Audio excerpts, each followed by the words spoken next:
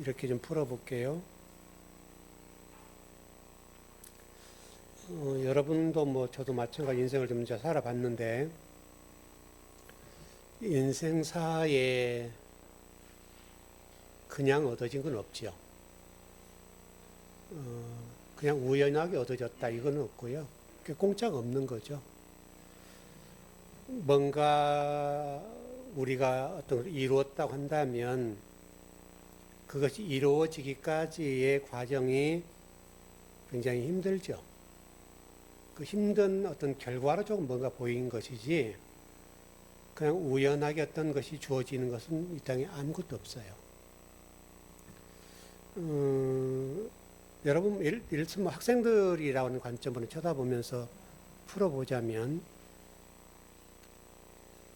학생들이 열심히 공부를 해야 될 이유가 뭐냐면 물론 100%는 딱 맞아떨어진 건 아니지만 그래도 근사치가 학교 다닐 때 공부를 열심히 하면 열심히 한 만큼 그 나머지 인생이 거의 결정이 돼요. 그러지 않아요? 그러니까 그래서 초등학교, 중학교, 고등학교 물론 이제 대학교까지 포함되지만 대학교를 빼고 이제 이 고등학교까지 어떻게 열심히 했나에 따라서 대학이 결정되잖아요. 그러니까 일단은 12년 동안을 열심히 공부하면 대학 가서 뭐 4년 더 한다 하더라도 12년 동안 열심히 하면 좋은 대학을 들어갈 수가 있죠. 그러면 일단 인생이 달라져요.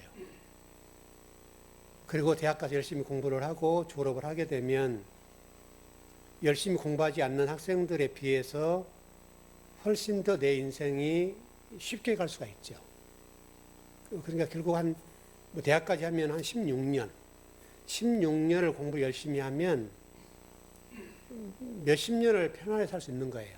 물론 그 과정이 편하다고 하는 건 좀 어폐가 있지만 그래도 길이 탄탄대로 열린다는 말이죠.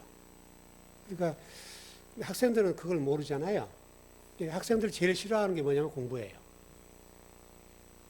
학생은 직업적으로 얘기하자면 그게 직업이거든요.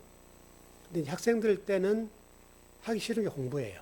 뭐 여러분도 아마 그 과정 거쳐왔지만 그냥 노는 거 좋고 그냥 뭐 잠자는 거 좋고 뭐 게임하는 거 좋고 다 그렇죠.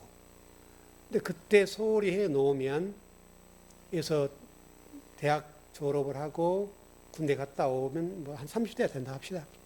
그러면 그 이후로 삶이 지금 뭐 80, 90까지 가니까 그 이후의 삶이 90이라고 하면 60년, 80세라면 50년, 50년을 20년 동안 고생 열심히 한 결과로 복되게 살아갈 수 있는 거예요.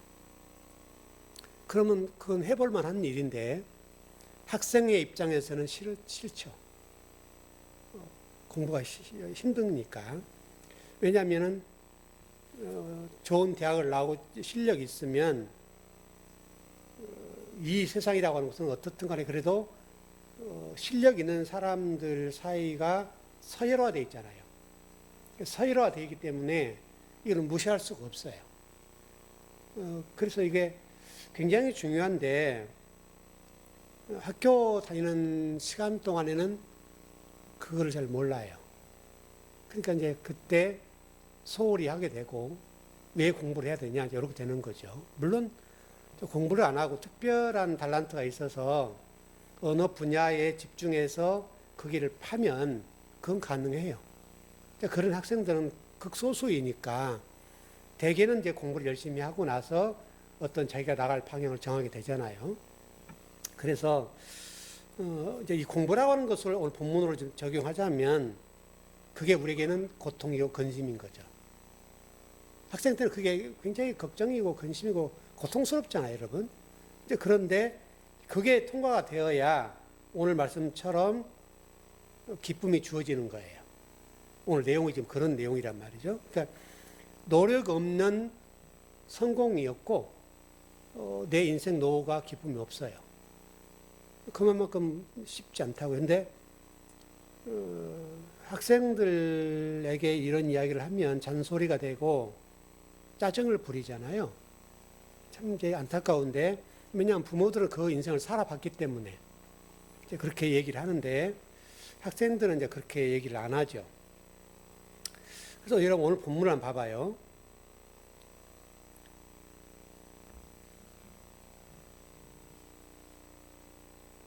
내가 다시 너희를 본다. 이렇게 돼 있죠. 십자가를 진다는 전제가 되면 이 당시 제자들의 입장은 어떤 거였는가 하면 자기들 인생을 예수님이 걸었잖아요. 직업을 버리고 왔단 말이에요. 그러니까 이분을 따라다니면 뭔가 얻을 게 있는 걸로 봤다고요. 근데 그분이 돌아가시게 된다면 내 인생이 통째로 날아가는 거잖아요, 지금. 그래서 예수님이 다시 부활해서 오신다는 생각을 못하고 예수님이 십자가를 지시면 그게 끝이라고 생각했어요. 그러니까 자기들 인생이 반토막 나버린 거잖아요. 그러니까 지금 근심이 있어요. 다시 오신다는 이 말은 그래서 우리의 과정이 굉장히 중요한데 이런 것과 같은 것 같아요. 다시 예수님이 오셨잖아요. 우리가 지금 그걸 잘 설명하기 쉽지 않은데 젊은 남녀가 결혼하게 되면 임신을 하게 되죠. 임신하는 과정과 똑같은 건데 그래서 임신할 때 씨가 잉태되어서 자라잖아요. 그래서 아이를 낳는단 말이죠. 그 장면과 똑같아요. 그러니까 해산하는 고통 또는 잉태하는 과정 속에 내 안에 생명이 있잖아요. 생명이 있는데 이 아이가 생김으로 인해서 입덧도 하고 내 신체적인 변화가 있고 음식도 달라지고 또 뭐 입덧 많이 한 분들은 힘들고 근데 나는 아무런 상관이 없는데 이 아이 때문에 내가 지금 바뀐 거잖아요. 지금 다시 온다. 예수님 다시 오신다는 말이 우리에게 잘 안 보이니까 쉽지 않은데 실질적으로 예수님 우리 안에 계신다고 그랬잖아요. 계신다는 것이 그와 똑같은 거예요. 생명이 잉태된 것과 똑같이 그래서 여성들이 임신하게 되면 기쁨도 있죠. 근데 또 어떤 경우들은 임신한 것 때문에 우울증도 걸리고요. 또 해산의 고통은 말할 수 없잖아요. 그 해산의 고통이 어마어마하기 때문에 굉장히 걱정도 되고 또 옛날 같은 경우들은 잘못되는 경우도 많지 않습니까, 여러분? 그 아이를 낳다가 엄마가 죽는 경우도 많고 뭐 지금은 의술이 많이 발달돼서 그런 일 아직 굉장히 극소수이지만 어쨌든 아이를 낳는다는 게 어렵단 말이에요. 그러니까 구원이라고 하는 것이 이와 같아요. 예수 그리스도를 믿고 예수 그리스도를 영접하는 이 과정은 간단하죠. 그리고 구원의 과정이 거듭남이라는 과정을 통해서 나가는 과정이라고 하는 과정은 마땅치 않다고 쉽지 않다고 이게 어려워요. 여러분 지금 오랜 시간 동안 말씀을 공부한다는 것이 어렵잖아요, 여러분. 얼마나 어려워요. 이미 예수 그리스도 영접했잖아요, 여러분들이. 하나님 백성이에요. 그럼에도 불구하고 우리에게 수고와 슬픔과 근심이 따라요. 또 말씀이라고 하는 것들이 부딪히는 경우도 있고. 오늘 제가 그 예배 전에 어느 유튜브를 잠깐 보고 나왔는데요. 그 이단 전문가이신 우리 통합 측의 어떤 최모 목사님께서 이재철 목사님을 비판하시더라고요. 물론 이제 그분 입장은 또 다를 수 있으니까요. 왜 비판한가 하면 뭐 이러저러 얘기를 하시면서 일단 그분이 우리 통합 측의 목사님이셨잖아요, 원래는. 그래가지고 저쪽에 백주현 기념관에 있는 그쪽 교회에 섬기셨는데 그때 아마 뭐 교회 장로님들과 좀 마찰도 있었고 또 총회와도 좀 부딪혔고 여러 가지로 부딪힌 부분이 많이 있어서 우리 총회에서 면직을 시켰어요. 저는 그게 좀 안타까운 문제인데 이제 그거를 지적을 하시더라고요. 그걸 지적하시면서 그분이 일단 우리 통합 측을 비판을 좀 많이 하신 것 같아요. 그분이 이런 부분 통합 측에 그것도 애정이 있어서 하는 거라고 저는 보는데 비판을 많이 하시니까 거기에 대한 좀 이렇게 좀 얘기를 하신 걸로 보여지는데, 그러시면서 면직 처리된 목사가 목사냐 이렇게 얘기하시더라고요. 이제 그분이 이제 백주년 기념교회를 섬기셨잖아요. 그 이후로 면직 되더라도 예를 들어서 이런 그런 거 똑같은 거예요. 예를 들어서 그 뭐예요? 교섭단체 뭐랍니까? 그 직접 사람들 투표해서 뽑지 않는 국회의원을 뭐라 그래요? 비례대표. 비례대표가 제가 속한 당에서 제명을 당하면 의원직은 유지할 수 있죠. 그럼 무소속으로 가면 되잖아요. 다른 당에 속하지 않고 무소속하면 국회의원직 유지하잖아요. 그와 똑같은 개념이거든요. 이게. 그렇게 보면 되는 건데 우리 통합 측에서 면직했기 때문에 목사 아니다. 하나님이 기름 부어 세웠잖아요. 그래서 통합 측과 부딪혀서 이게 뭐 저도 그 과정은 다는 알지 못하지만 그때 그 연희교회인가 아마 그분이 그럴 거예요.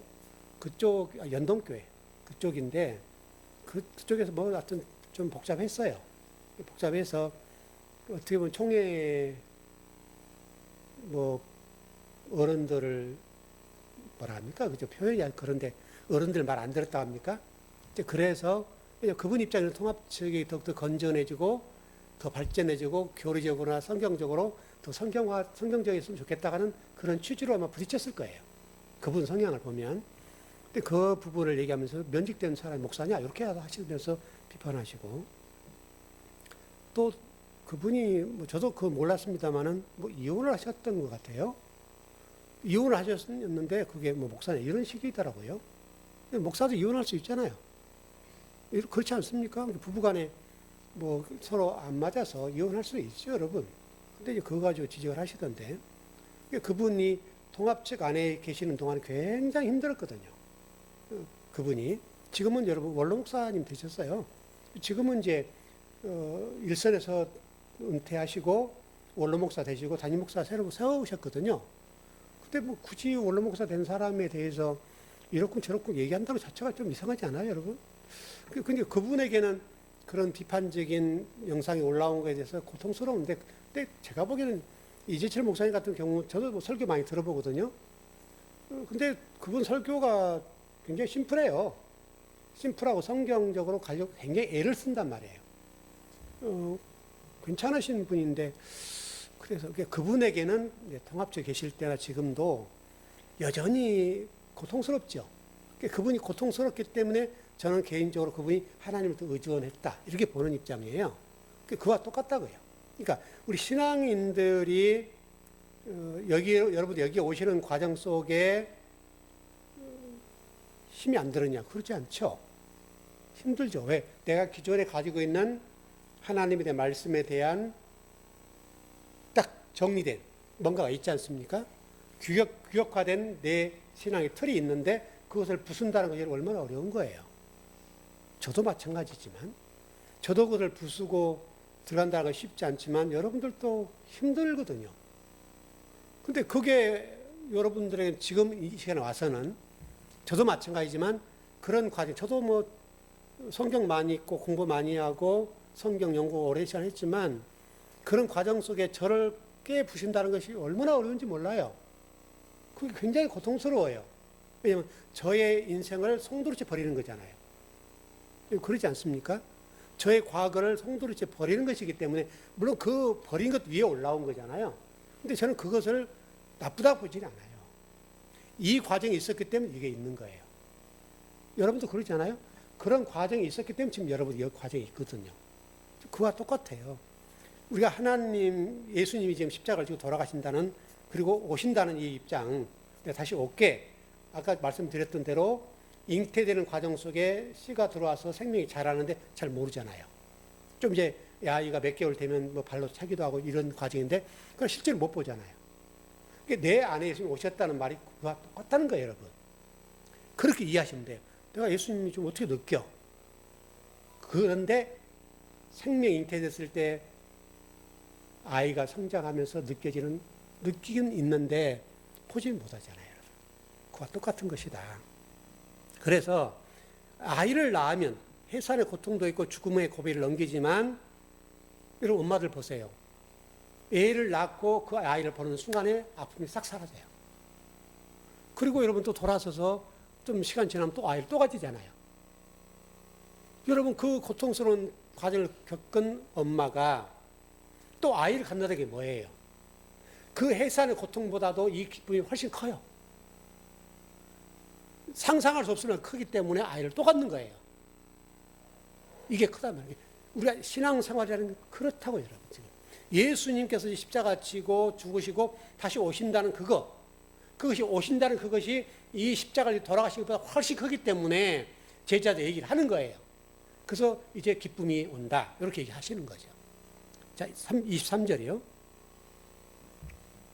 예, 같이 한번 보시죠. 예, 시작. 그날에는 너희가 아무것도 내게 묻지 아니하리라. 내가 진실로 진실로 너희에게 이르노니 너희가 무엇이든지 아버지께 구하는 것을 내 이름으로 주시리라.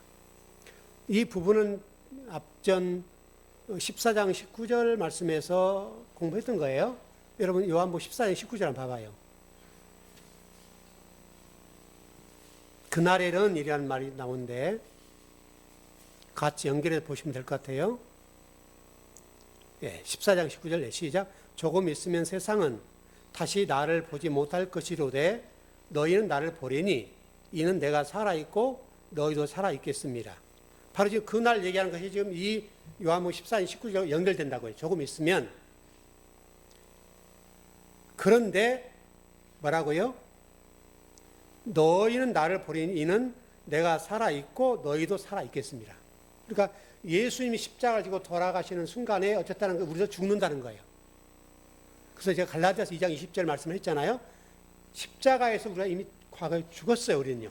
그 얘기. 너희도 나중에 살아날 것이다. 이렇게 말씀하죠. 요한복음 14장 20절 봐봐요. 예, 시작. 그날에는 내가 아버지 안에 너희가 내 안에 내가 너희 안에 있는 것을 너희가 알리라. 너희도 살아난다 말씀하는데 언제 그걸 안다 말씀하신가 하면 지금이에요.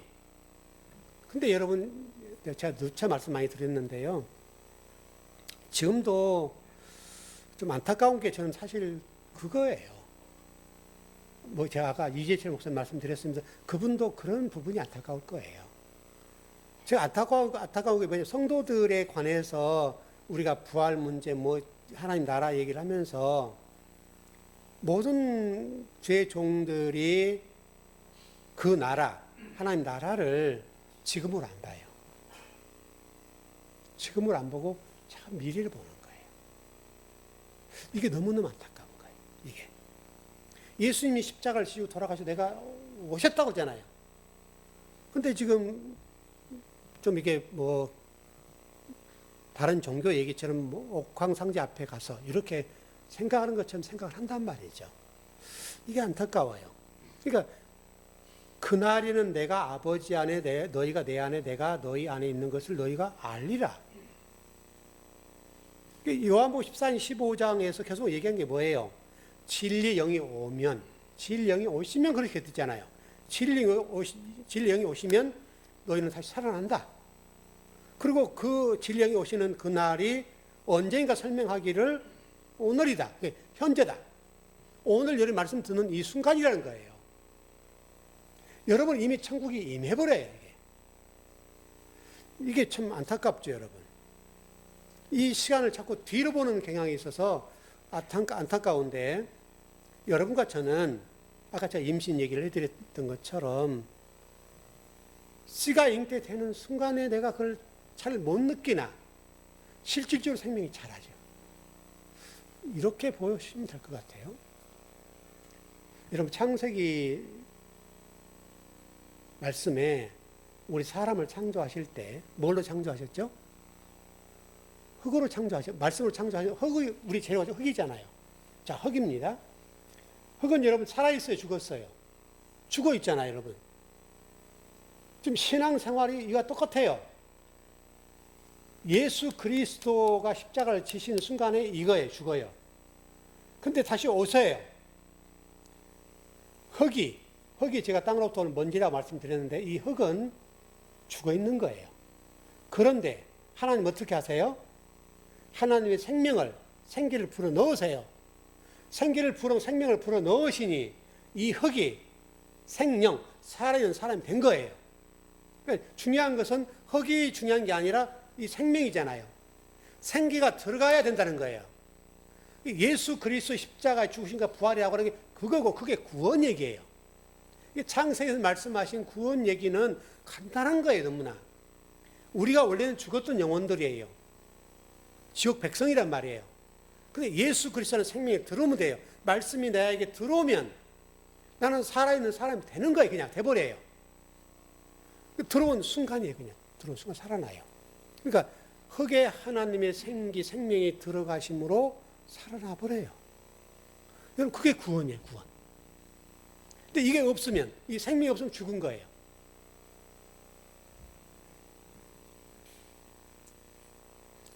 여러분, 그게 부활이고요. 그게 하나님 나라예요. 여러분, 너무 어렵지 않지 않아요? 너무나 간단해요. 진리는 너무 간단 명료해요.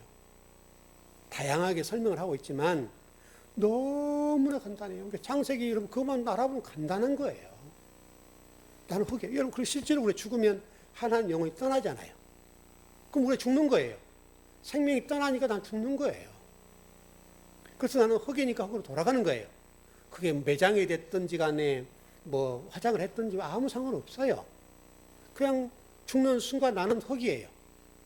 그래서 화장해보면 한 줌 재로 남고. 그게 흙이 아니고 뭐예요? 아무것도 없는 거예요. 그 안에 생명이 들어와야 사는 거예요. 23절, 24절이요.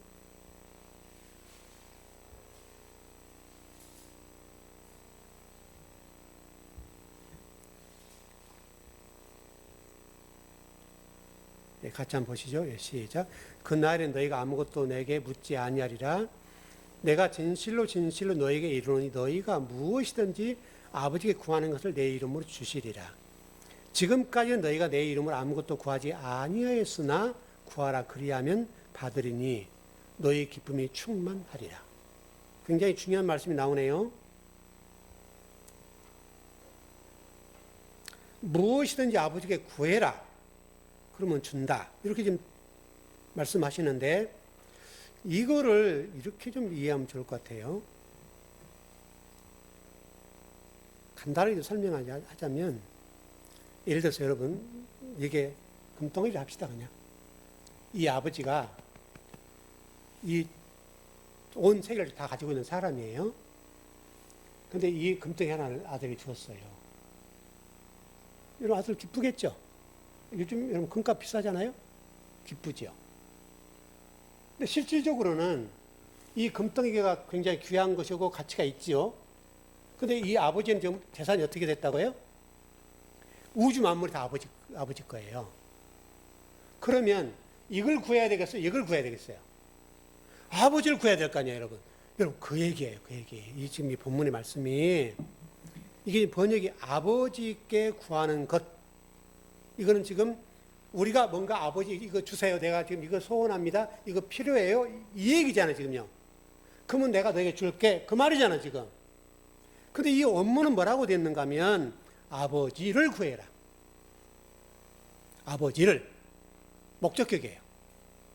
그러니까 금덩어리 이걸 구할 게 아니라 온 우주 만물을 가지고 계신 주인인 아버지. 아버지를 구하면 아버지께 누구가 돼요? 누구가 돼요? 내게 된다고요, 지금. 여러분, 무슨 말씀인지 아시겠죠, 여러분? 그러니까 이게 지금 이 본문을 어떤 해석을 할 것이냐 문제인데, 번역하신 분들은 아버지께 구해라. 그러니까 하나님, 나 이거 필요해요. 그래서 등록금이 필요합니다. 아들 등록금이 지금 없어요. 주세요. 건강이 필요합니다. 건강 주세요. 저 지금 이거 급해요. 아버지 빨리 도와주세요. 이렇게 한다는 거예요. 지금 성도들이. 근데 하나님은 지금 뭐라고 말씀하시는가 하면 너희들은 그걸 구할 것이 아니라 나를 구해라. 왜? 아버지가 우주만물의 주인이잖아요, 여러분. 여러분, 기독교가 그렇게 대단한 거예요, 여러분. 대개는 우리가 어떤 우리의 소원을 이루고 소원이 되고 뭐 승진되고 또 뭐 요즘 뭐 로또 뭐 요즘 또 주식 뭐 굉장히 잘 나가잖아요. 아버지 이번에 주식 투자했는데 이게 뭐 뻥튀가 돼서 확 어떻게 해주세요. 이런 기도라고 그래요. 지금 기도가 되게 아주 이런 사소한 것에 목숨을 거는 거예요. 근데 성경 그렇게 되어 있지 않고요. 아버지를 그분 우주 만물의 주인이시고 이 창조주이신 그분을 구해라. 여러분 그거는 우리가 상속자가 되지 않습니까, 여러분? 그럼 내가 너에게 넘겨준다. 그 얘기예요. 네가 나를 구하면 내가 너에게 넘겨줄게. 여러분 얼마나 굉장히 복된 거잖아요, 여러분. 여러분 물론 여러분 필요한 것들 때를 따라 좀 급한 것도 많이 있죠. 뭐 구할 수밖에 없는데 구하기나 구하십시오. 근데 적어도 우리 즐거운교회에서 성경을 공부하신 분들은 그보다 더 중요한 것은 하나님을 구하라고요. 하나님을 구해야 합니다. 아버지 자체를 나에게 넘겨주시면 디돔이 아버지를 나에게 넘겨주시면 그 세상이 누구 거예요? 구원이 그것도 그렇고 영생이 그렇고 모든 것이 여러분께 된단 말이에요.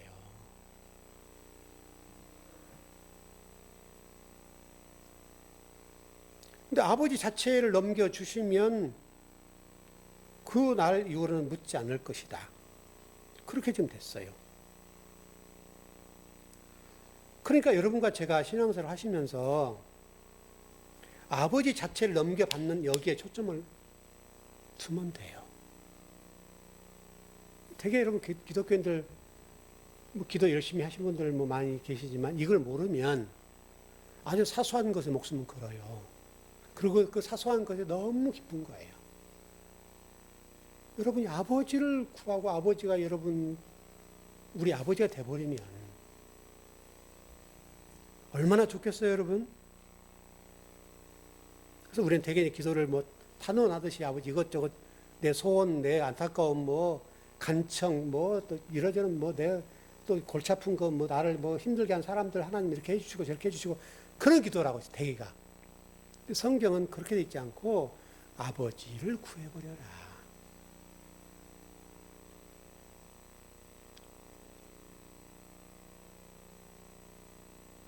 자, 여러분 마태복음 6장으로 한번 가봐요. 되게 지금 이 부분에 매여 있는데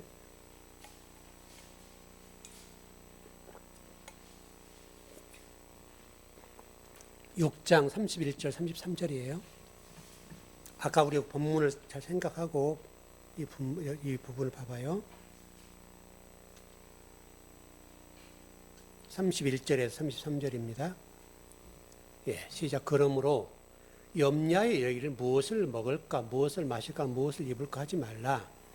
이는 다 이방인들이 구하는 것이라 너희 하늘 아버지께서 이 모든 것이 너희에게 있어야 할 줄을 아시느니라. 그런즉 너희는 먼저 그의 나라와 그의 의를 구하라. 그리하면 이 모든 것을 너희에게 더하시리라. 그의 나라와 그의 의를 구하는 것이에요. 여러분 로마서 14장 17절 가봐요.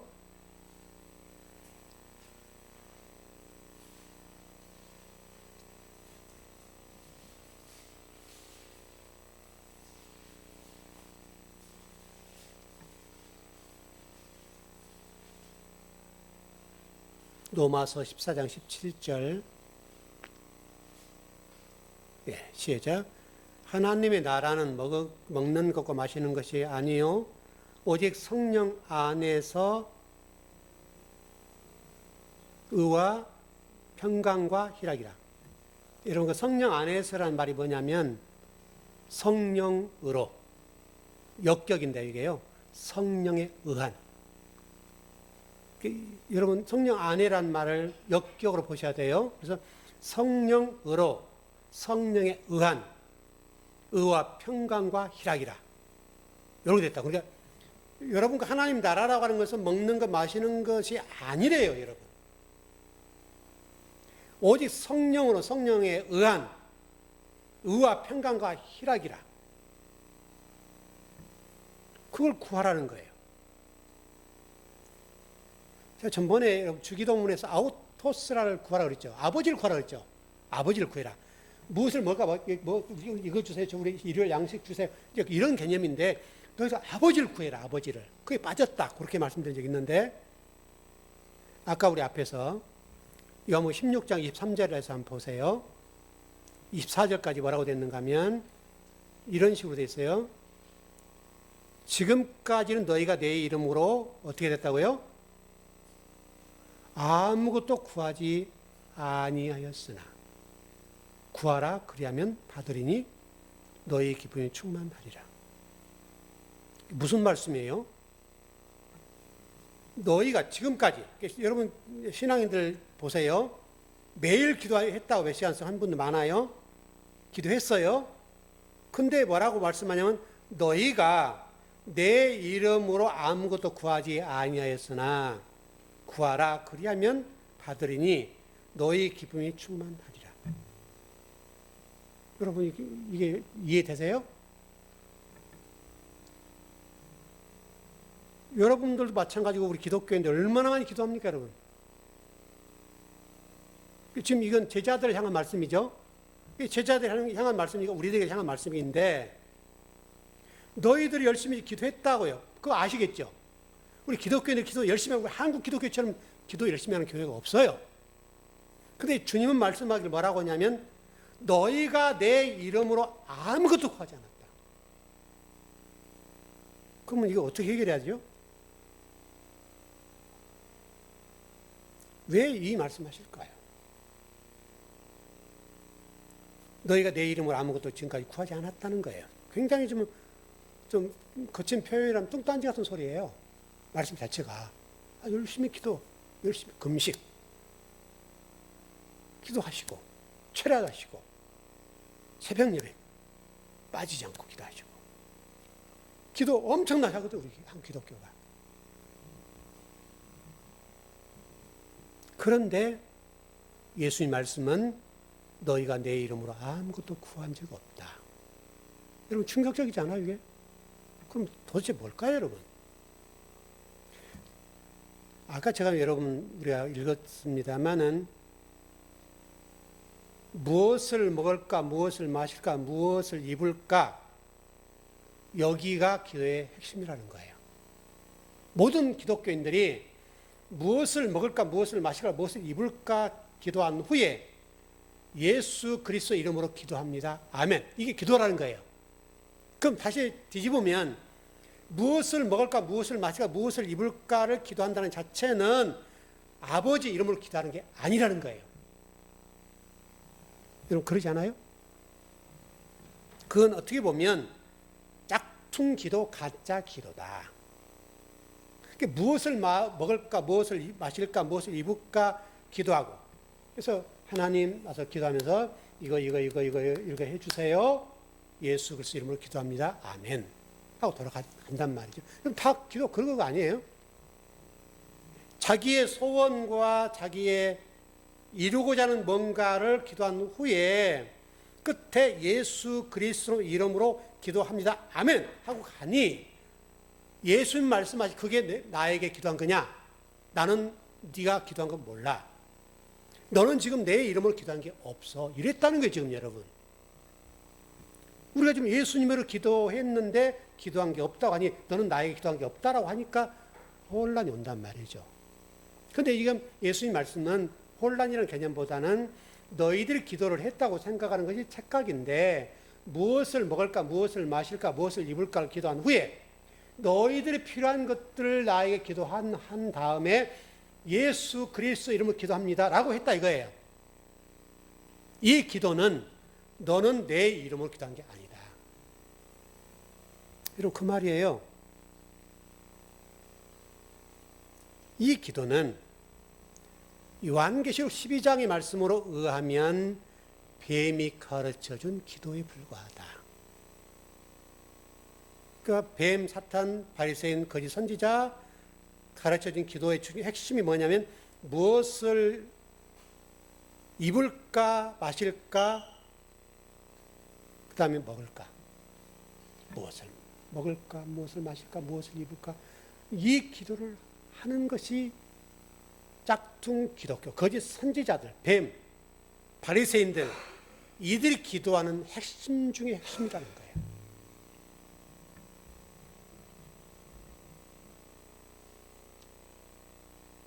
기도 시간을 오래 갖는 건 굉장히 귀한데, 적어도 여러분 오늘부터 기도를 하실 때 아버지를 구하세요. 하나님의 뜻이 이 땅에 이루어지기를 위해서 기도하세요. 이게 너희는 먼저 그의 나라와 그의 의를 구하라. 이게 기도인 거예요. 하나님 나라 이 땅에 이루어지기를, 진리가 이루어지기를, 진리가 우리 성도들에게 임하기를. 이게 기도라는 거예요. 근데 지금 대개 기도가 무엇을 먹을까, 무엇을 마실까, 무엇을 입을까 기도하는데 그 기도들은 가짜라는 거예요. 다시 설명하면 내 이름으로 기도했는데 나는 그걸 못 들었다. 왜? 그건 기도의 본질이 아닙니까? 여러분 제 얘기 아니죠. 여러분 성경에 나와 있는 얘기를 하는 거예요. 말씀을. 예수 그리스도 이름으로 기도했다고 해서 그게 기도가 딱 끝나버리냐? 그러지 않는단 말이죠. 성경이 얘기하고 있는 것은 너희들은 지금 아무것도 구한 게 없어. 너희들이 지금 구한 게 뭐냐면 네 소원 안 했잖아. 이거라는 거예요. 성경이.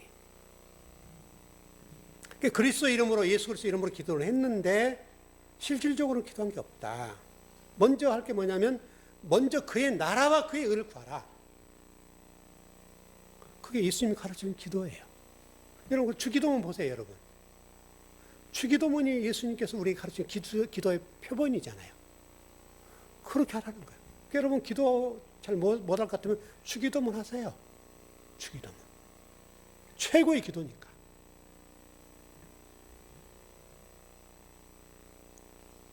그러면 어떻게 된다고요? 기쁨이 충만해진대요. 아까 우리가 그 뭐예요? 로마서 말씀 봤었죠? 로마서에 뭐라고 돼 있어요? 성령으로, 성령에 의한 기도는 의와 평강과 희락이라. 여러분 성령으로 기도하고 성령에 의한 기도하게 되면 여러분 안에 의와 평강과 희락이 온다는 거예요. 기도하고 나면 기쁨이 온다는, 기쁨이. 그게 여러분 그게 응답이에요.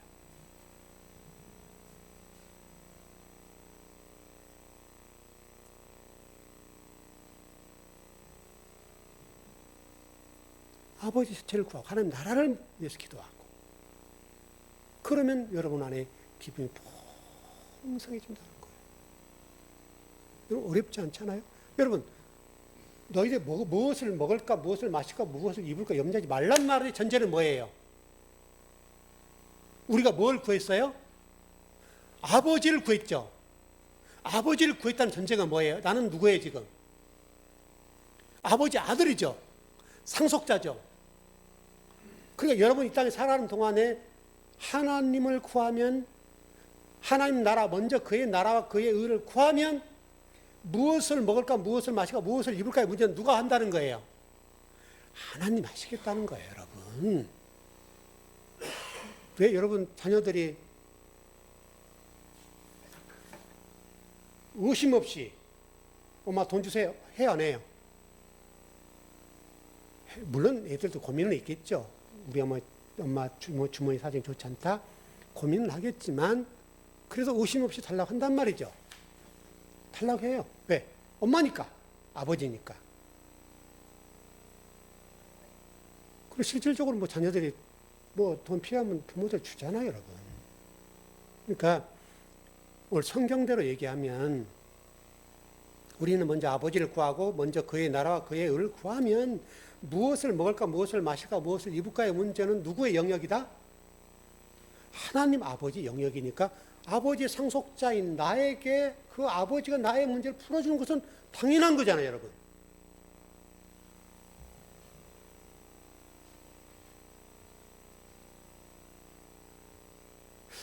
그러면 굉장히 우리 즐거운교회에 속한 성도들의 영적 상태는요, 굉장히 올라갈 거예요. 여러분 잘 생각해봐. 아까 그 16, 14장이에요? 16장 24절. 잘 한번 봐보세요.